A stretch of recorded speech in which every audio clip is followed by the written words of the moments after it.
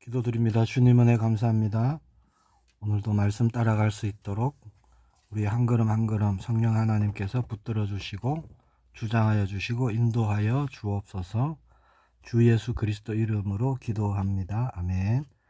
오늘은 로마서 2장의 말씀입니다. 1절로 11절까지 말씀을 제가 봉독하겠습니다. 그러므로 남을 판단하는 사람아, 누구를 막론하고 네가 핑계하지 못할 것은 남을 판단하는 것으로 네가 너를 정죄함이니 판단하는 네가 같은 일을 행함이니라. 이런 일을 행하는 자에게 하나님의 심판이 진리대로 되는 줄 우리가 아노라. 이런 일을 행하는 자를 판단하고도 같은 일을 행하는 사람아, 네가 하나님의 심판을 피할 줄로 생각하느냐. 혹 네가 하나님의 인자하심이 너를 인도하여 회개하게 하심을 알지 못하여 그의 인자하심과 용납하심과 길이 참으심이 풍성함을 멸시하느냐. 다만 네 고집과 회개하지 아니한 마음을 따라 진노의 날 곧 하나님의 의로우신 심판이 나타나는 그날에 이 말 진노를 네게 쌓는도다. 하나님께서 각 사람에게 그 행한 대로 보응하시되 참고 선을 행하여 영광과 존귀와 썩지 아니함을 구하는 자에게는 영생으로 하시고 오직 당을 지어 진리를 따르지 아니하고 불의를 따르는 자에게는 진노와 분노로 하시리라. 악을 행하는 각 사람의 영에는 환난과 곤고가 있으리니 먼저는 유대인에게요 그리고 헬라인에게며 선을 행하는 각 사람에게는 영광과 존귀와 평강이 있으리니 먼저는 유대인에게요 그리고 헬라인에게라.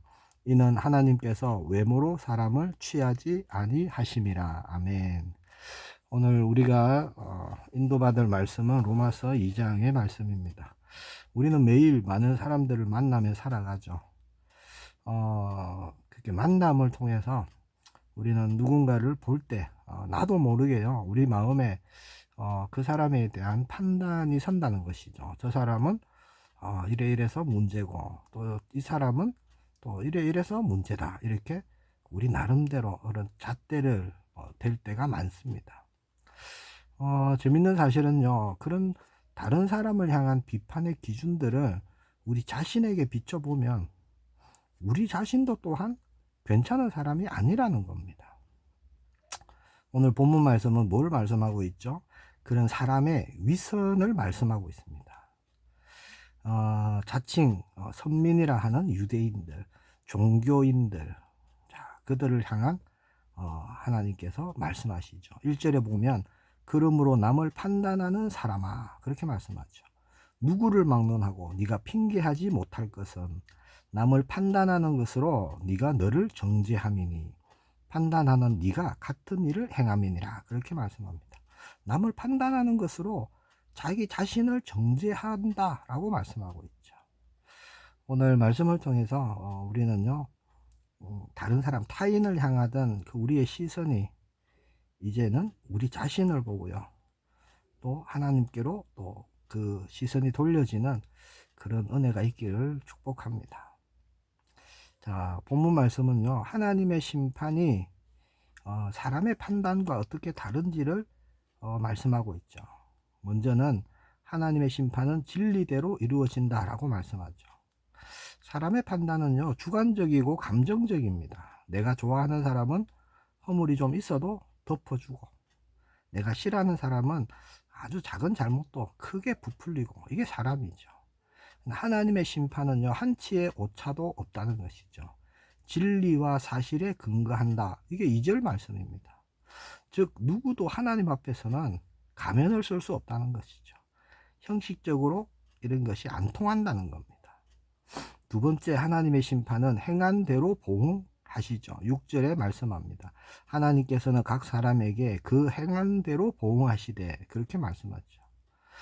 유대인들은요, 자신들에게 그게 있었습니다. 우리는 아브라함의 자손이다, 우리는 혈통이 있다, 할례라는 그 의식이 있다, 그리고 우리는 율법이 있다, 뭐 이런 것 가지고요, 우리는 구원을 받은 민족이다, 구원받는 민족이다, 이렇게 착각했다는 것이죠. 자, 이 유대인들이 가졌던 이것을 오늘날 우리에게 적용하면 어떻게 될까요? 나는 모태신앙이니까 뭐 그런 겁니다. 나는 집사인데, 나는 장로인데, 나는 권사인데, 뭐 그런 것이죠. 뭐 나는 목사니까, 나는 주일날 뭐 교회 거의 안 빠지니까. 자, 이렇게 생각했다는 거예요. 유대인들이 그렇게 생각했다는 거예요. 우리는 아브라함의 자손이니까, 우리는 할례를 행하는 그런 택한 민족이니까, 이렇게 생각했다는 것이죠. 우리에게는 율법이 있으니까, 하나님의 말씀이 있으니까. 착각입니다. 이게 구원하고는 상관이 없습니다. 그렇죠? 하나님은 우리가 가진 그런 타이틀을 보시는 것이 아닙니다. 네가 집사구나, 네가 장로구나, 이거 보시는 게 아니에요. 우리 삶에 하나님의 말씀이 얼마나 열매로 나타나고 있는지 하나님은 그걸 보시는 겁니다. 율법을 듣는 자가 의인이 아니라 율법을 행하는 자라야 의롭다 하심을 얻는다. 이게 13절 말씀이에요. 13절에 그렇게 말씀합니다. 자, 세 번째, 하나님은 외모가 아닌 중심을 보시는 분이시죠. 오늘 우리가 읽은 11절 말씀이 핵심 구절입니다. 이는 하나님께서 외모로 사람을 취하지 아니하심이라. 여기서 외모는 뭘까요? 그냥 단순히 눈에 보이는 모습만 말하는 게 아닙니다. 그 사람이 가진 배경, 직분, 어떤 종교적인 그런 열심, 또 남들에게 보여주기 위한 어떤 선행들, 다 그런 모든 것이에요. 유대인들은 이런 것을 중시했습니다. 겉모습, 할례 중요시 생각했죠. 율법을 내가 얼마나 지키느냐, 이것도 중요하게 생각했고요. 기도도요, 다 골방에서 하지 않고 사람들이 보는 데서 내가 이만큼 기도한다, 이런 걸 보여주고, 자, 이런 걸 자랑했습니다. 하나님은 그런 걸 보지 않으신다는 거예요. 하나님은 보이지 않는 마음의 할례를 원하신다는 겁니다. 29절에 말씀하고 있죠. 오직 이면적 유대인이 유대인이며 할례는 마음에 할지니 영에 있고 율법 조문에 있지 아니한 것이라. 그 칭찬이 사람에게서가 아니요 다만 하나님에게서니라. 그렇게 말씀합니다.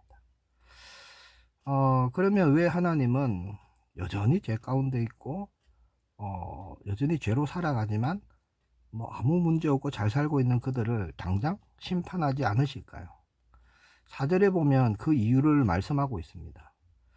자, 4절에 혹 네가 하나님의 인자심과 용납하심과 길이 참으심이 풍성함을 멸시하느냐, 그의 인자심이 너를 인도하여 회개하게 하심을 알지 못하여, 이렇게 말씀합니다. 자, 우리가 죄를 짓고도 남을 판단하고도 우리가 멀쩡히 살아갈 수 있는 이유는 뭘까요? 우리가 의로워서가 아닙니다. 하나님의 길이 참으심 때문이라는 거예요. 우리가 회개하고 다시 하나님께 돌이키기를 기다려주시는 하나님의 사랑 때문입니다. 자, 그런데 우리가 그 하나님의 인자하심을 오해해갖고 내가 이렇게 살아도 아무 문제 없네? 그렇게 착각한다는 겁니다. 그래서 회개하지 않는 것이죠. 5절 말씀을 보면요, 그것이 어떤 일이냐, 하나님의 날에 임할 진노를 스스로 쌓는 미련한 것이다, 이렇게 말씀하고 있죠. 말씀을 맺겠습니다. 로마서 2장은 무슨 말씀이냐, 타인을 향해 펴고 있던 손가락질 하던 그 손을 이제는 거두어라, 접어라 라는 말씀입니다. 쉽게 말씀드리면. 그리고 그 손으로 자신의 가슴을 치며 회개하고 돌이키라는 말씀이에요. 하나님은 그럴듯한 어떤 포장에 속지 않으시는 분입니다. 교회 안에는 거룩한 모습을 하고 세상에 나가서는 남을 미워하고 판단하고 시기하고 탐욕을 부리는 하나님은 그런 모든 삶을 다 보고 계시는 것이죠. 오늘 우리는 하나님의 말씀이라는 거울 앞에 우리 자신을 비춰보기를 소망합니다. 판단하고 바리새인 같이 겉만 번지르르 하고 우리는 그런 모습에서요 돌아서야 되는 거죠. 우리의 시선, 우리의 중심 하나님께로 돌이켜야 됩니다. 그러면 우리 안에 있는 굳은 마음을 성령께서 부드러운 살 같은 마음으로 바꿔주시는 거예요. 우리에게는요, 그래서 예수 그리스도 외에는 소망이 없습니다. 우리는 우리 스스로 살 같은 마음을 가질 수가 없어요. 오직 예수님만이 길이요 진리요 생명이십니다 라는 그 고백으로 우리가 변화될 수 있는 겁니다. 자, 하나님은 외모가 아닙니다. 중심을 보시는 분이십니다. 오늘 보면 할례가 나오는데, 할례가 뭐죠? 구약에서는 어떤 의미입니까? 언약과 구별이죠. 이스라엘 백성이 하나님의 소유다라는 것을 몸에 새기는 표식이었습니다. 아브라함에게 가장 먼저 이 할례를 말씀하셨죠. 언약의 증표로 모든 남성은 생후 8일 만에 할례를 행하라, 그렇게 말씀하셨습니다. 이건 거룩함과 구별이에요. 그러니까 이방 민족들, 할례 받지 않은 자들과 구별되어서 하나님의 거룩한 백성으로 살아간다라는 신분증과 같았습니다. 그리고 죄의 끊어냄, 순종, 그런 의미죠. 신약에서는 뭡니까? 할례가 골로새서 2장 11절 12절에 말씀합니다. 또 그 안에서 너희가 손으로 하지 아니한 할례를 받았으니 곧 육의 몸을 벗는 것이요 그리스도의 할례니라. 너희가 세례로 그리스도와 함께 장사되고 또 죽은 자들 가운데서 그를 일으키신 하나님의 역사를 믿음으로 말미암아 그 안에서 함께 일으키심을 받았느니라. 자, 신약에서 할례는 뭡니까? 예수 그리스도 안에서 새롭게 하심을 입은 자다. 새로운 피조물이다 라는 겁니다. 거듭났다라는 거예요.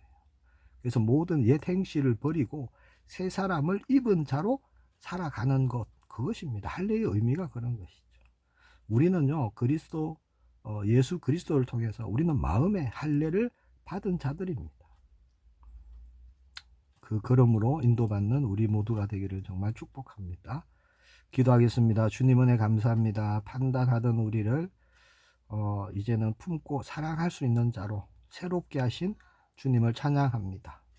과거 우리가 겉모습 형식에 우리가 살아갔다면 이제 외모가 아닌 우리의 중심을 드리는 우리 남은 걸음 되기를 소망합니다. 날마다 우리가 마음의 할례를 행하며 하나님이 구별하신 그 길을 걸으며 예수님의 마음으로 이웃을 사랑하며 우리가 하나님의 자녀된 신분 권세로 나아가게 하옵소서. 빛들로 드러나게 하시고 하나님 나라를 이루는 걸음으로 인도하여 주옵소서. 그 일을 위해서 이른 아침 이 시간 성령 하나님 충만함으로 역사하여 주옵소서. 주 예수 그리스도 이름으로 기도합니다. 아멘.